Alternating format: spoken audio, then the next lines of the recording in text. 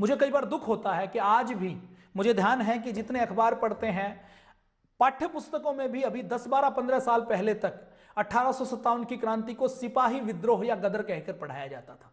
वीर सावरकर ने 100 साल पहले, 113 साल पहले यह पहचान लिया था कि यदि हम अपने इतिहास को गदर कह के पढ़ाएंगे, कायरतापूर्ण कहकर पढ़ाएंगे, सिपाही विद्रोह कहकर पढ़ाएंगे, तो हम अपने भारत को कभी भी गौरवपूर्ण नहीं बना पाएंगे, स्वाभिमान युक्त नहीं बना पाएंगे, विश्व गुरु नहीं बना पाएंगे। वीर सावरकर बार बार कहते हैं कि हमारे यहां हम यदि किसी बच्चे से पढ़ते हैं तो वो सिकंदर की बात तो करेगा, लेकिन चंद्रगुप्त और चाणक्य की जब बात आती है तो वह मौन हो जाता है। उसको यह पढ़ाया जाता है कि सिकंदर विश्व विजेता था, सिकंदर भारत में आया और भारत के सारे राजाओं को उन्होंने हराया, लेकिन उसको यह नहीं पढ़ाया जाता कि चाणक्य कौन था, चंद्रगुप्त कौन था और सिकंदर की मृत्यु किसके कारण से हुई, पोरस ने किस प्रकार से युद्ध किया था, पुरु ने किस प्रकार से सिकंदर को हराया था। तो वीर सावरकर बड़े हिमायती थे कि भारत में सही इतिहास पढ़ाया जाए। तो वीर सावरकर इंडिया ऑफिस की लाइब्रेरी में बैठते हैं, एक एक तथ्य को जांचते हैं, परखते हैं और उस तथ्य के आधार पर 1857 के स्वतंत्रता संग्राम की पुस्तक लिखते हैं। यह पुस्तक जब वो पहले लिखते हैं तो पहले वो पुस्तक लिखते हैं हिंदी के अंदर। हिंदी के अंदर जब वो पुस्तक लिखते हैं तो हिंदी की इस पुस्तक को जब वो बहुत मेहनत करके लिखते हैं तो लिखते ही अंग्रेजी सरकार को पता लग जाता है कि वीर सावरकर कोई पुस्तक लिख रहे हैं। पुस्तक की पांडुलिपि तैयार होती है, वो 2 अध्याय लिख चुके होते हैं, तो इंडिया ऑफिस के उनके कमरे से वो 2 अध्याय गायब हो जाते हैं। ब्रिटेन के जो जासूस हैं वो उन अध्यायों को चुरा लेते हैं और जब वो उनके 2 अध्याय पढ़ते हैं तो ब्रिटेन की जो स्कॉटलैंड यार्ड की जो पुलिस है वो अलर्ट हो जाती है कि हमें इस पुस्तक के ऊपर प्रतिबंध लगाना पड़ेगा, इस पुस्तक को छपने से रोकना पड़ेगा, क्योंकि यदि ये पुस्तक छप जाती है तो ये क्रांतिकारियों के लिए बहुत बड़ी प्रेरणा का काम करेगी। वीर सावरकर अपनी पुस्तक को पूरा करते हैं।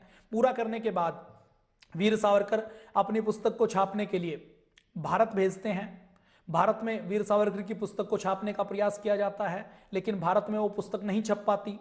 तो वीर सावरकर की पुस्तक को मैडम बीकाजी पेरिस से छपवाने की कोशिश करते हैं, पेरिस में भी नहीं छप पाती। फ्रांस का कोई भी छापा खाना ऐसा नहीं है जहां पर हिंदी छापी जा सके। तो वीर सावरकर की हिंदी की पुस्तक की पांडुलिपि को फिर अंग्रेजी में, उसका अंग्रेजी में अनुवाद किया जाता है। अंग्रेजी में अनुवाद करने के बाद फ्रांस में कोशिश की जाती है, फ्रांस में नहीं छाप सकते। जर्मनी में कोशिश की जाती है, जर्मनी में भी पुस्तक छापनी संभव नहीं हो पाती। जिस छापेखाने में छापने की कोशिश करते हैं वहीं पर अंग्रेजों के जासूस पहुंच जाते हैं। ये जो पुस्तक है इसकी अपने आप में एक बहुत बड़ा इतिहास है, कितनी बड़ी प्रेरणा है। आप जब सुनेंगे तो आप आश्चर्य करेंगे कि इतना बड़ा इतिहास हम लोगों से छुपाया गया। तो वीर सावरकर की इस पुस्तक को फिर अंग्रेजी में ट्रांसलेशन करके इसको हॉलैंड के किसी एक पुस्तकालय में छापेखाने में छापा जाता है। और जब इस पुस्तक को छापा जाता है तो छपने से पहले ही प्रिंटिंग में पुस्तक है, पुस्तक आई नहीं है, अंग्रेजों के पास उसकी पांडुलिपि नहीं है, इस पुस्तक के ऊपर भारत और ब्रिटेन में प्रतिबंध लगा दिया जाता है। आज तक के साहित्य में यह पहला उदाहरण है जहां किसी पुस्तक के छपने से पहले उसके ऊपर प्रतिबंध लगाया गया हो। ऐसी पुस्तक वीर सावरकर ने लिखी है।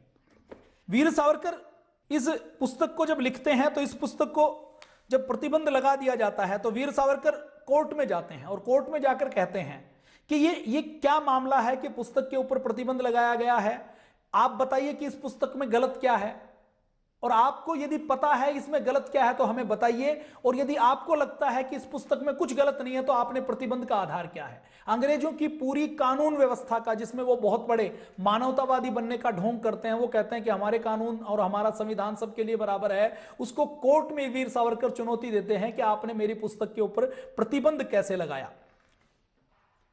अब वीर सावरकर की ये पुस्तक छपती है। ये पुस्तक छपने के बाद चोरी छिपे ये भारत आती है, और भारत आकर इस पुस्तक का महत्व कितना है आप अंदाजा लगा लीजिए। इस पुस्तक की एक एक प्रति 300 रुपए में बिकी है। ये वो समय है 1907 का। आज भी यदि कोई पुस्तक हम छापें तो इस पुस्तक की कीमत है आज भी 250 रुपए है, 120 साल बाद, जब कागज इतना महंगा हो चुका है। लेकिन उस समय आप कल्पना कीजिए जब छपाई संभव नहीं थी, जब उस समय जब कीमत आनों में होती थी, रुपयों में होती थी, उस समय वीर सावरकर की पुस्तक की एक एक प्रति 300 रुपए में बिकी है। इस पुस्तक ने क्रांतिकारियों को ऐसी प्रेरणा दी है कि इस पुस्तक के कारण क्रांतिकारी इसको झोले में रखकर इसके अलग अलग पन्ने करके इसको पढ़ते थे और इससे प्रेरणा लेते थे। इस पुस्तक का महत्व कितना है आप अंदाजा लगा लीजिए कि जब हॉलैंड में यह छापी गई और इसका जब अंग्रेजी में नाम था the Indian war of independence 1857, लाला हरदयाल ने फिर इसको गदर पार्टी की ओर से इस पुस्तक को निकाला। शहीद भगत सिंह को प्रेरणा देने वाली पुस्तक यही थी। इसका जो थर्ड एडिशन निकला, जो तीसरा संस्करण निकला, उसको भगत सिंह ने छापा था।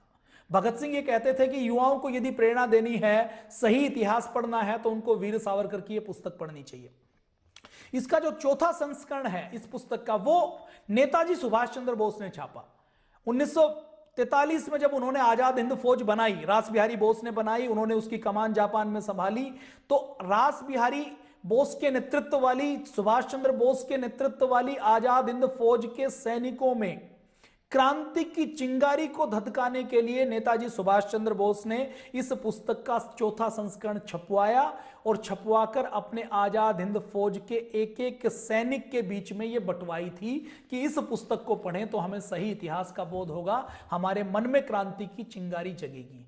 और आजाद भारत के किसी भी स्कूल में, किसी भी पाठ्यक्रम में यह लागू नहीं की गई। भारत स्वाभिमान का पतंजलि योगपीठ का एक और बड़ा संकल्प है कि हम ये जो सही इतिहास है ये देश के लोगों को पढ़ाएंगे और वीर सावरकर का 1857 का स्वातंत्र्य समर, इस जैसी पुस्तकों को उस इतिहास में लागू किया जाएगा, उसमें जगह दी जाएगी। इस पुस्तक का अनुवाद केवल अंग्रेजी में, मराठी में, हिंदी में नहीं हुआ, उर्दू में हुआ, पंजाबी में हुआ, तमिल में हुआ। गुप्त रूप से यह पुस्तक भारत में आती रही। भारत के क्रांतिकारी इस पुस्तक को अपने लिए क्रांतिकारियों की गीता के रूप में मानते थे। इतना बड़ा महत्व इस पुस्तक का रहा है।